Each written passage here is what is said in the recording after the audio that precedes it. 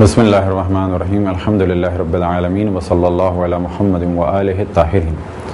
موضوع گفتگو خرید و فروخت، اور ہماری اس گفتگو کا عنوان ہے وہ کام جو خرید و فروخت میں یا خریداری میں مستحب ہیں۔ پہلی چیز کہ جس کی جانب توجہ دلائیں وہ یہ کہ جس کام میں انسان مصروف ہے اور مشغول ہے اور جس طریقے سے وہ کام کر رہا ہے اس کے بارے میں اسے معلوم ہونا چاہیے کہ یہ کام جائز ہے یا نہیں۔ یہ کام تو ہے واجب۔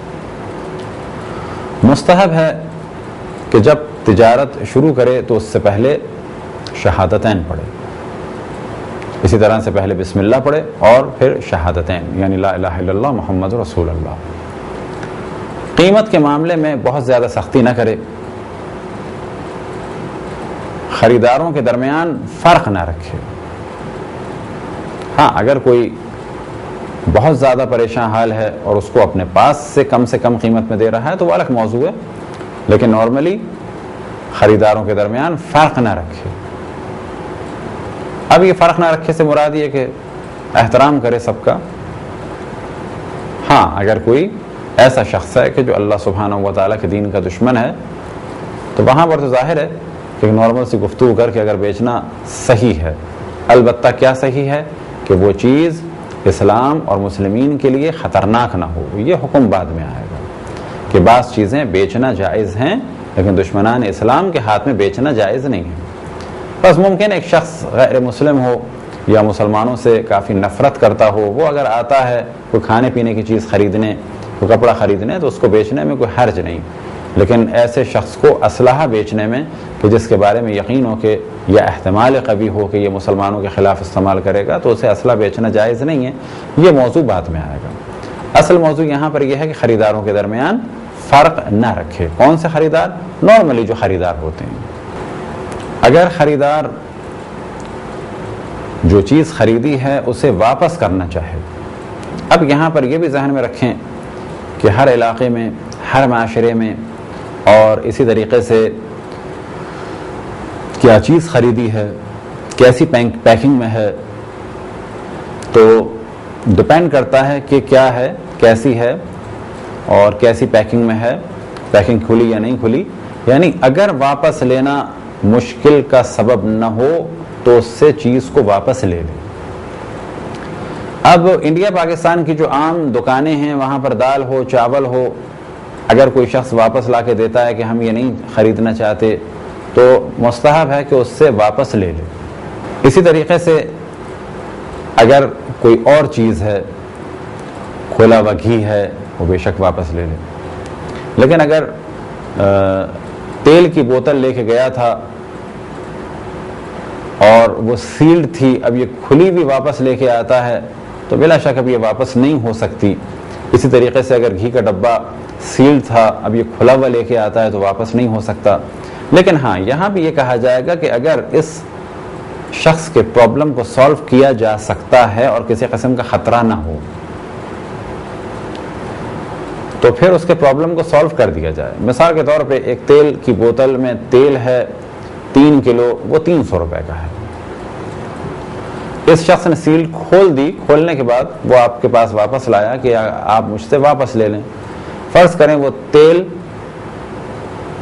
تل کا ہے یا سرسوں کا ہے یا زیتون کا ہے، اور فرض یہ کریں کہ 3 کلو کی بوتل تھی زیتون کے تیل کی، فرض یہ کریں کہ 3 کلو کی بوتل زیتون کے تیل کی تھی، اب یہ کھل گئی۔ اب ہم اسے اگر کوئی اچھا مشورہ دیں تو یہ دے سکتے ہیں کہ اگر ہمیں اطمینان ہے کہ واقعی یہ تیل تو وہی ہے، خراب بھی نہیں ہوا، اور یہی تیل کھلا ہوا 80 روپے کلو ہے۔ اب ہم یہاں نیکی یہ کر سکتے ہیں کہ اس سے کہیں کہ بھائی یہ تیل کھل گیا ہے، میں اتنا کر سکتا ہوں کہ اسے اس تیل میں شامل کر دوں اور آپ کو اس حساب سے واپس دے دوں، کیونکہ آپ بوتل سیل لے کے گئے تھے، اب یہ کھلی ہوئی بوتل مجھ سے کوئی بھی نہیں لے گا۔ ہاں، اگر یہ تیل صحیح ہے، یہ آدمی اعتماد کے قابل ہے، ہمیں اپنے گھر میں ضرورت تھی، اب اس کے پرابلم کو سالو کرنے کے لیے ہم یہ کہیں کہ صحیح ہے یہ میں لے لیتا ہوں کیونکہ آج مجھے اس تیل کی ضرورت تھی، مجھے بھی گھر لے جانا تھا، صحیح ہے آپ سے غلطی سے کھل گیا، یہ میں اپنے گھر لے جاؤں گا۔ لیکن ہر روز ایسا نہیں ہو سکتا۔ بس جب تک پاسبل ہو کہ ایک شخص کے پرابلم کو سالو کیا جا سکے اور اس چیز میں بھی کوئی فالٹ نہ ہو، نقصان دہ نہ ہو، تو اسے واپس کر لیا جائے۔ لیکن دوا کھلنے کے بعد عموماً واپس نہیں کی جاتی، یا بعض سیل چیزیں واپس نہیں کی جاتی. مثال کے طور پہ کوئی جیم ہو یا کوئی ایسی چیز ہو کہ جو پریزرو رہنے کے لیے ضروری ہے کہ وہ سیلڈ ہو. تیل کھلنے کے بعد بھی چل سکتا ہے، لیکن اگر وہ کوئی سبزی ہے پیک، یا کوئی پھل ہے پیک، یا جوسز ہیں، تو وہ کھلنے کے بعد زیادہ نہیں چل سکتے. تو اگر کچھ کیا جا سکتا ہے اس کے پرابلم کو سالو کرنے کے لیے تو بہتر ہے کہ پرابلم کو سالو اس کے کر دیا جائے. ایک دفعہ ایک سونار کی دکان پر خود ہمیں یاد ہے کہ کچھ لینے گئے تھے، تو اسی دوران ایک خاتون ایک ٹاپس بیچنے آئی تھیں، اور خاتون بہت زیادہ اچھے حالات میں نہیں لگ رہی تھیں.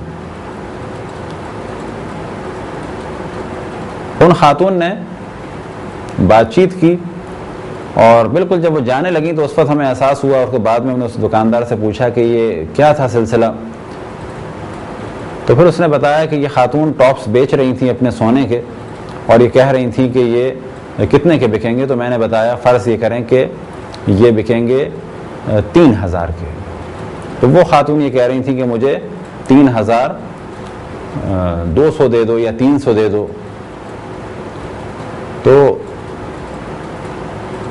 اس سونار کو ہم نے سوچا کچھ بتائیں، تو ایک جانب تو شیطان نے وسوسہ کیا کہ اس وقت کیوں اس سے کچھ ڈسکس کیا جائے، لیکن دوسری جانب خود دل کی آواز تھی کہ اگر اسے اچھی بات بتا دی جائے تو کوئی مذائقہ نہیں ہے.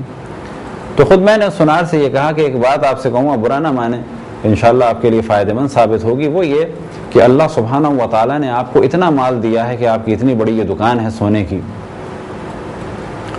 اور آپ صبح سے شام تک کماتے ہیں. یہ سونا جو خاتون لائیں تھیں ٹاپس، آپ انہیں 3000 دے رہے تھے، تو ظاہر ہے آپ کو بھی فائدہ ہوگا.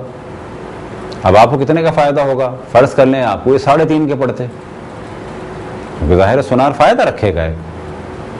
تو میں نے اسے مشورہ دیا کہ جب آپ کو اللہ سبحانہ و تعالیٰ نے اتنا دیا ہے کہ آپ پیسے والوں کو سونا بیچیں اور فائدہ اٹھائیں، لیکن اسی دوران کوئی غریب خاتون آ جائے، کوئی پریشان خاتون آ جائے، کوئی بیوہ آ جائے، تو ہم یہ نہیں کہتے کہ آپ نقصان اٹھائیں، آپ 3.5 کی جگہ اس کو 7 دے دیں.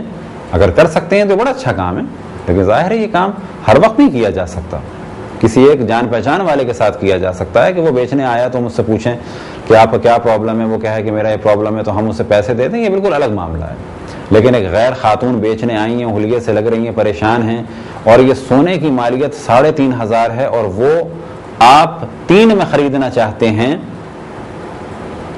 تو ہم نے انہیں مشورہ دیا کہ آپ ایسی جگہ فقط یہ سوچا کریں کہ جس اللہ سبحانہ و تعالیٰ نے آپ کو لاکھوں روپے سے نوازا ہے، آپ کو اللہ نے لاکھوں دیے اور آپ کی دکان بن گئی، آج آپ اس خاتون سے فائدہ نہ اٹھائیں، بے شک یہ کہ نقصان نہ اٹھائیں، فائدہ نہ اٹھائیں.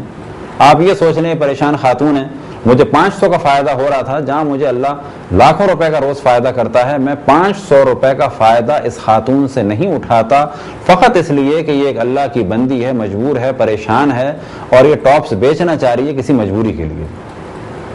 تو یہ بات سونار کو بہت اچھی لگی تھی. اس نے بعد میں شکریہ بھی ادا کیا کہ آپ نے مجھے نصیحت فرمائی، اور اب انشاءاللہ جب بھی کوئی پریشان خاتون آئیں گی تو میں یہی کروں گا کہ اس سے زیور خریدنے میں فائدے کو ملحوظ خاطر نہیں رکھوں گا، یعنی فائدے کا حساب نہیں کروں گا، جتنے کا بھی ہوگا اس کو پورا دے دوں گا. اور اسی طریقے سے مستحب ہے کہ جب چیز خریدی جائے تو کچھ کم مقدار میں لی جائے، اور جب بیچی جائے یعنی بیچنے والے کے لیے مستحب ہے کہ وہ کچھ مقدار میں زیادہ بیچے. یعنی مثال کے طور پہ اگر ہم کہیں سبزی لے رہے ہیں تو بعض دفعہ لوگ یہ کوشش کرتے ہیں کہ زیادہ ملے، جبکہ بہتر ہے کہ کوشش کریں کہ تھوڑی سی کم ملے، اور بیچنے والے کے لیے مستحب یہ ہے کہ وہ کچھ زیادہ مقدار میں دے. اسی طرح سے مستحب ہے کہ جس وقت معاملہ ہو رہا ہو اس وقت تکبیر کہی جائے، یعنی اللہ اکبر کہا جائے. اب یہ اللہ اکبر کہنا ایسا نہیں ہے کہ بلند آواز سے کوئی نعرہ لگایا جائے، بلکہ جس وقت معاملہ ہوا، فرض کریں ہم نے چیز دی اور پیسے لیے، اس وقت دل ہی دل میں یا خاموشی کے ساتھ یا کم آواز سے کہا جائے اللہ اکبر. اسی طرح سے مستحب ہے کہ لین دین کے وقت یعنی جب ہم بیچ رہے ہیں، اور اسی طریقے سے مستحب خریدنے والے کے لیے. اور یہ پرابلم بعض دفعہ ہوتا ہے. مثال کے طور پر کسی کا نوٹ خراب ہے یا کرنسی خراب ہے، اب اگر وہ کسی بھی قابل نہیں ہے تو وہ تو بلا شک نقصان ہے، لیکن فرض کریں کہ تھوڑا سا اس میں پرابلم ہے اور ہم اس پرابلم کو فیس کر سکتے ہیں. جیسے بعض ممالک میں پرابلم ہوتا ہے کہ اس والی کرنسی کو تھوڑا سے پرابلم کے ساتھ آگے دینا پڑے گا یا بینک میں جانا ہوگا، تو اب اگر وہ کرنسی کسی کام ہی کی نہیں ہے تو ایسی صورت میں تو سراسر نقصان ہے. لیکن اگر جو چیز ہم خرید رہے ہیں اس میں تھوڑا سا فالٹ ہے، بہت معمولی سا ایک فالٹ ہے، اب یہ فالٹ اس قسم کا بھی ہو سکتا ہے، فرض کریں جوتے کی دکان پہ گئے اور جو جوتا ہم لے رہے ہیں اس میں ایسا فالٹ نہیں ہے کہ جو ہمارے پہننے کے قابل جوتا نہ رہے، بلکہ ایسا فالٹ سمجھ لیں کہ ان کا ڈبہ خراب ہے. اب ہمیں ڈبہ بالآخر پھینکنا ہی ہے تو مستحب ہے کہ ناقص چیز کو قبول کر لیا جائے. ناقص سے کیا مراد؟ اس میں تھوڑا بہت نقص ہے تو قبول کر لیا جائے، بہت زیادہ سختی نہ کی جائے.